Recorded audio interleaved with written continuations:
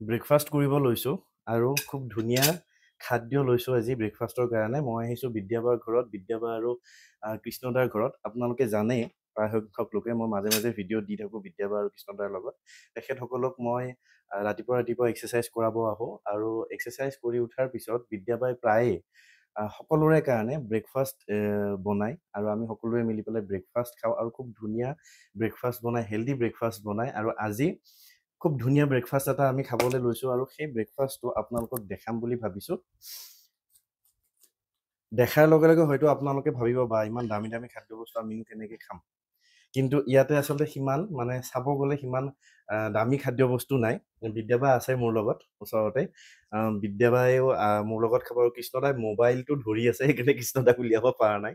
ইয়াতে যদি আপোনালোকে চাই, ইয়াতে বিশেষ দামী বস্তু একো নাই।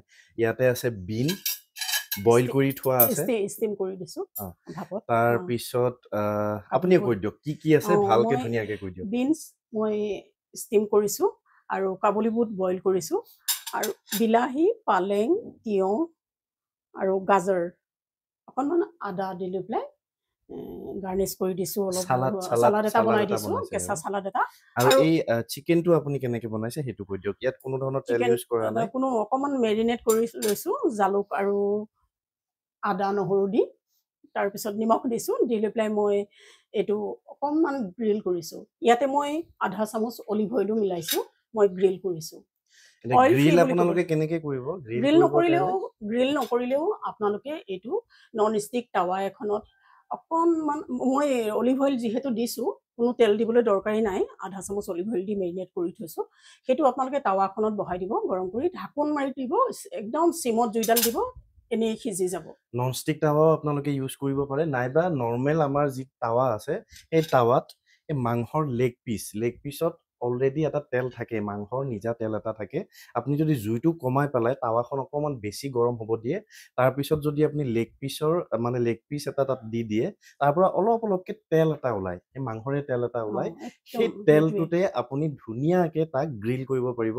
মানে সেইটো ৰোষ্ট কৰা বুলি কয়, ধুনীয়াকৈ তাক ফ্ৰাই কৰিব পাৰিব। অকণমান সময় ঢাকনি দিলে সি ধুনীয়াকৈ সিজি যায় আৰু তেনেকৈ আপোনালোকে খাব পাৰিব।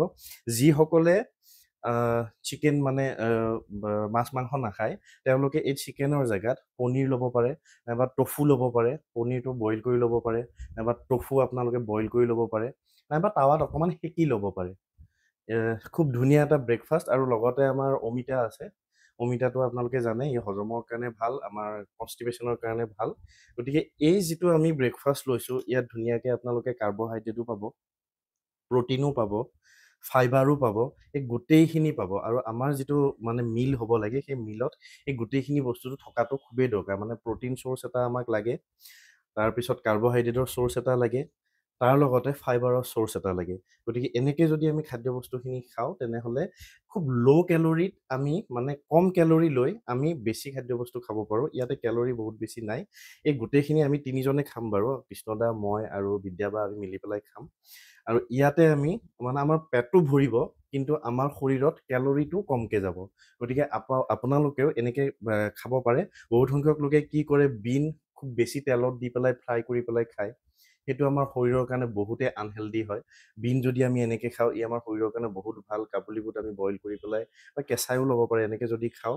গতিকে খাদ্যবস্তু মানে আমাৰ যিখন প্লেট থাকে, খাদ্যবস্তুৰ প্লেটখন এনেকৈ ল'ব পাৰিলে খুবেই ভাল। ইয়াত বেছি পইচাও আমাৰ খৰচ নহয়। যিখিনি সচৰাচৰ আমি খাই থাকোঁ, সেইখিনি বস্তু আমি ধুনীয়াকৈ এনেকৈ মানে হেল্ডি হিচাপে বনাই লৈ পেলাই আমি খাব পাৰোঁ। আৰু বিদ্যাবাই এনেকুৱা ধৰণৰ খাদ্যবস্তু বনায়। তেখেতৰ নিজৰ এটা ইউটিউব চেনেল আছে আৰু ফেচবুক পেজ আছে। পেজটোৰ নাম এবাৰ কৈ দিয়কচোন। বিদ্যা দাসত আছে, হয়, তেখেতৰ নামতে আছে। তাত ধুনীয়াকৈ এনেকৈ হেল্ডি খাদ্যবস্তু কেনেকৈ বনাব পাৰি, বা কিছুমান খাদ্যবস্তু তেখেতে কেনেকৈ বনায়, অসমীয়া খাদ্যবস্তু, তাৰ ওপৰত তেখেতে ভিডিঅ' দি থাকে। আপোনালোকে তেখেতৰ চেনেলটো এবাৰ চাব, আৰু তেখেতৰ ইউটিউব চেনেলটো চাব, ফেচবুক পেজটো চাব, আৰু তাত আপোনালোকে এনেকুৱা ধৰণৰ খাদ্যবস্তুবোৰ কেনেকৈ বনাব পাৰি গোটেইবোৰ গম পাব। গতিকে এতিয়া আমি মোৰ ভিডিঅ'ত মই নতুনত্ব, সুস্বাস্থ্যকৰ লগতে সুস্বাদুটো মই বেছি ইম্পৰ্টেণ্ট দিওঁ, আৰু খুব কম খৰচত বতৰৰ বস্তুবিলাকক মই বেছি আদৰি লওঁ মোৰ পাকঘৰত। আপোনালোকে মোৰ ভিডিঅ'বোৰ চাবচোন, বৰ ভাল পাম কিবা এটা আপোনালোকক দিব পাৰিলে। সুখী হ'ম। ঠিক আছে। গতিকে আজিৰ ভিডিঅ'টোত ইমানে আমি এতিয়া ব্ৰেকফাষ্টখিনি খাই লওঁ আৰু এনেকুৱা নতুন নতুন ফিটনেছ আৰু নিউট্ৰিশ্যন ৰিলেটেড ভিডিঅ' লৈ মই অতি সোনকালে আহিম ধন্যবাদ